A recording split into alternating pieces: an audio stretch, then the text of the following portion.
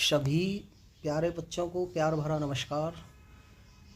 मैं राहुल चौधरी आप सबका बहुत बहुत स्वागत करता हूं आपके अपने YouTube channel SBD educational group में। प्यारे बच्चों, आज की ये वीडियो उन बच्चों के लिए बहुत ही महत्वपूर्ण होने वाली है जो बच्चे क्लास 10th के छात्र हैं।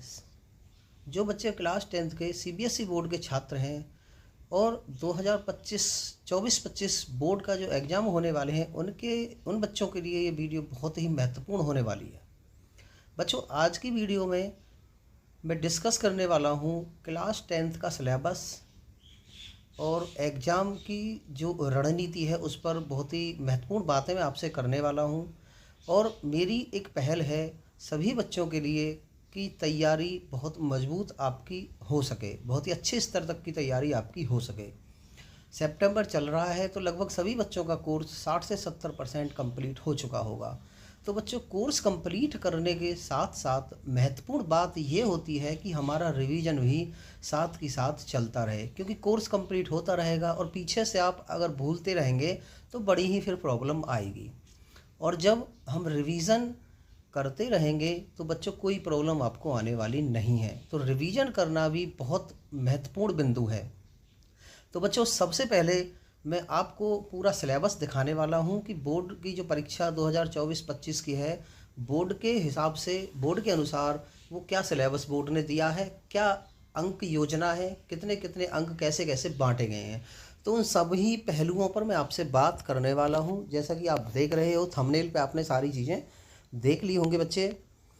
तो मैं आगे बढ़ता हूँ वीडियो में और आपको दिखाने वाला हूँ क्या क्या चीज़ें हम यहाँ पे करने वाले हैं। तो देखिए, सबसे पहली बात जो मैं आपसे डिस्कस करने वाला हूँ, पहला जो महत्वपूर्ण बिंदु है बच्चों, वो है आपकी परीक्षा की अंक योजना। अंकों को कैसे कैसे बांटा गया है वो मैं डिस्कस आपसे बच्चों करने वाला हूँ। तो चलिए इसको डिस्कस करते हैं। जैसा कि आप ऊपर भी देख रहे हैं, अब तैयारी होगी जीत की। तो जी हाँ, बिल्कुल, अब तैयारी होगी जीत की। बहुत ही इम्पोर्टेंट ये वीडियो रहने वाली है। तो चलिए सबसे पहले मैं आपको बता दूं, 4 सब्जेक्ट आपके आने वाले हैं। पहला है इतिहास, और इतिहास जो होगा बेटा आपका 20 अंक का होगा। 20 अंक कैसे सर? बेटा 18 जो अंक होंगे वो आपके थ्योरी के होंगे और जो 2 अंक हैं वो आपका मानचित्र का कार्य होगा। मानचित्र के आपके 2 अंक यहाँ पे दिए जाएंगे और टोटल 20 अंक दिए जाएंगे। मेरी बात समझ गया आप? भूगोल दूसरे नंबर पर आपकी भूगोल होगी, और भूगोल में बच्चों 17 नंबर की थ्योरी और 3 नंबर का आपका मैप वाला कार्य होगा, मैप वर्क, मानचित्र से संबंधित। ये भी आपका 20 नंबर का होगा। ये बात आप समझ गए? बिल्कुल सर। चलो आगे बढ़ जाते हैं।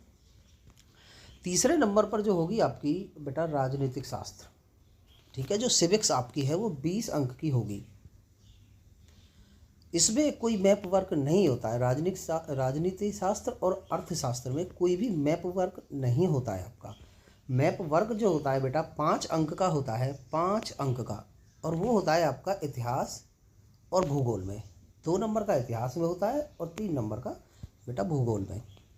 बच्चों, तीसरा जो है राजनीतिक शास्त्र वो आपका 20 अंक का होता है, और चौथा है अर्थशास्त्र, आर्थिक विकास की समझ।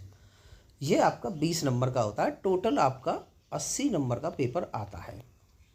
तो सर 20 नंबर कहाँ जाएंगे? बिल्कुल बेटा, अभी बता रहा हूँ एक एक पॉइंट को, बिल्कुल चिंता मत करिए। देखिए 80 नंबर का बेटा आपका होता है पेपर। क्या होता है? पेपर, परीक्षा जो होती है।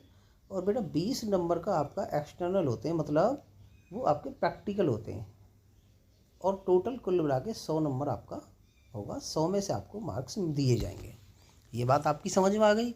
चलिए अब हम विषयवार, मतलब एक एक विषय को करके सभी का सिलेबस देखते हैं कि किस विषय में कौन सा चैप्टर है। सबसे पहले मैंने लिया है इतिहास।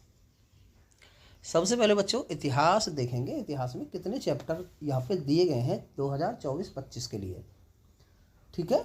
चलो सबसे पहले है आपका यूरोप में राष्ट्रवाद।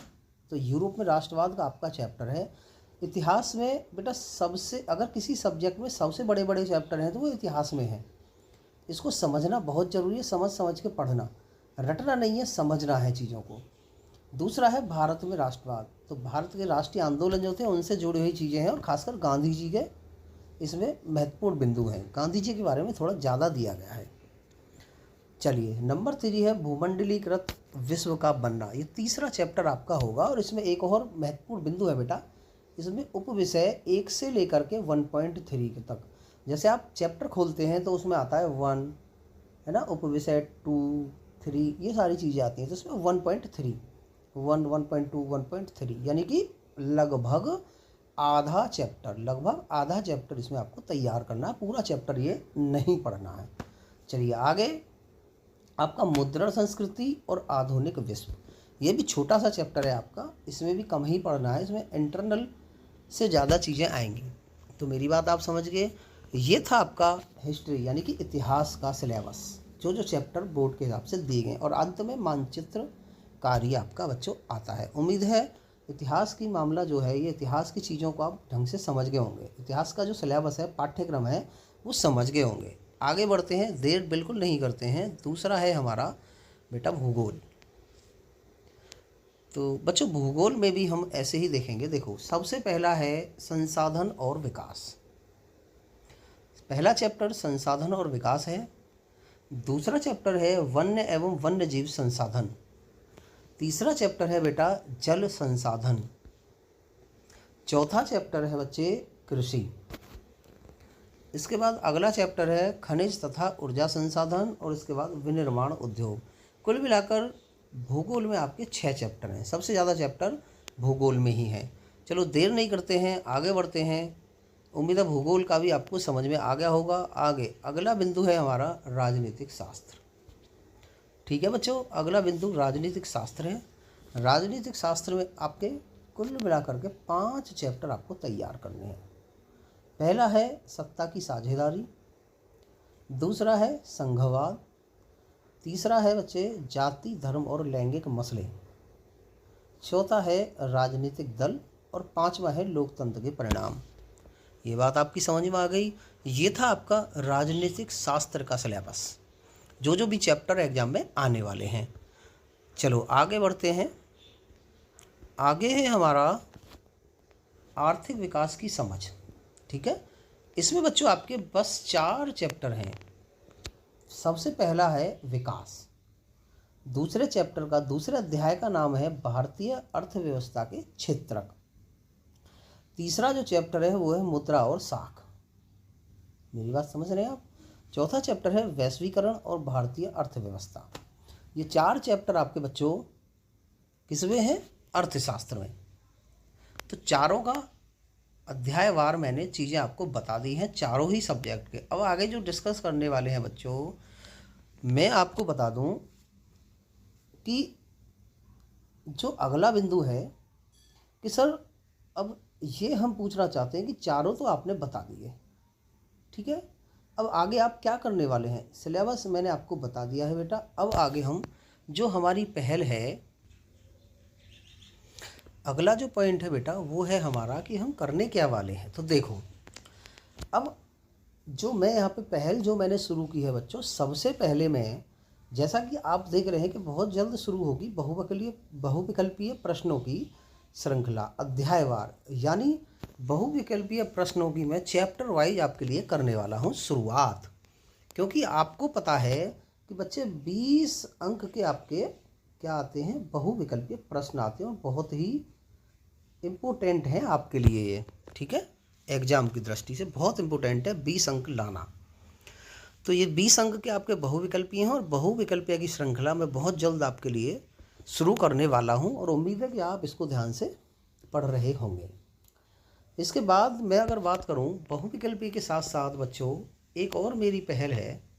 सबसे ज़्यादा दिक्कत जो आती है बच्चों को इसी में बेटा 15 अंक के, कितने अंक के? 15 अंक के एक और टाइप के क्वेश्चन आते हैं इसमें, जिन्हें बोलते हैं केस स्टडी। मेरी बात आप समझ रहे हैं? केस स्टडी वाले, किसी भी चैप्टर से आप एक पैराग्राफ आएगा और उसमें क्वेश्चन दिए होंगे और उसके आंसर आपको लिखने होंगे। तो केस स्टडी वाले जो क्वेश्चंस हैं वो बच्चों को बड़े दिक्कत में डालते हैं। तो अब वो दिक्कत आपकी नहीं होगी, क्योंकि बहुविकल्पियों के साथ साथ चैप्टर वाइज मैं आपके लिए केस स्टडी वाले क्वेश्चन भी लेके आ रहा हूँ। तो आपको बिल्कुल भी परेशान होने की ज़रूरत नहीं है। सर 15 अंक के 15, हाँ बेटा 5-5 अंक के ये 3 क्वेश्चन आपके आते हैं। कितने? 5-5 अंक के 3 क्वेश्चन आपके लिए आते हैं।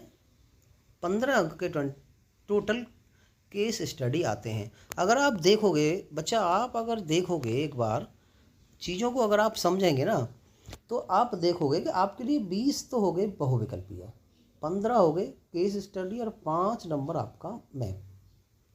मेरी बात आप समझ गए? तो 40 नंबर यानी 50% तो आपके यही हो गए और बहुत इम्पोर्टेंट हैं। और 50% आपकी बच्चों थ्योरी होती है। तो ये 40 नंबर कितने इम्पोर्टेंट होते हैं ये आप समझ सकते हैं। और थोड़ी मेहनत के बावजूद ये 40 मार्क्स आपको मिल जाएंगे और परीक्षा में आपकी बहुत ही महत्वपूर्ण भूमिका इन 40 नंबर की होगी। 40 का एक नंबर की बच्चा बहुत महत्वपूर्ण भूमिका होती है। तो चलिए, उम्मीद करता हूँ सिलेबस वाली ये वीडियो आपको समझ में आई होगी, ऐसी मेरी उम्मीद है। और आपसे मैं उम्मीद करता हूँ कि इसको आप समझ पाए होंगे। और मैं आपसे रिक्वेस्ट करता हूँ बच्चों, आप किस सब्जेक्ट की एमसीक्यू की श्रृंखला सबसे पहले चाहते हैं? इतिहास की या भूगोल की या सिविक्स की, मतलब राजनीतिक शास्त्र की, या अर्थशास्त्र की? जो भी आप सबसे पहले चाहते हैं कि सर ये वाला सब्जेक्ट आप सबसे पहले शुरू करिए, तो मैं वो शुरू कर दूंगा। आप मुझे कमेंट में ज़रूर बताएं और अपना ये भी कमेंट में शेयर करें कि ये वीडियो कैसी लगी और क्या मुझे इसमें सुधार करने की बच्चों ज़रूरत है। बाकी अपने हिसाब से देख लेना। चलिए, इसी उम्मीद के साथ कि ये बातें समझ में आई होंगी, मैं आपसे विदा लेता हूँ। मिलता हूँ एक अगली वीडियो में। तब तक के लिए आप सभी को प्यार भरा नमस्कार। जय हिंद, जय भारत, बहुत बहुत धन्यवाद।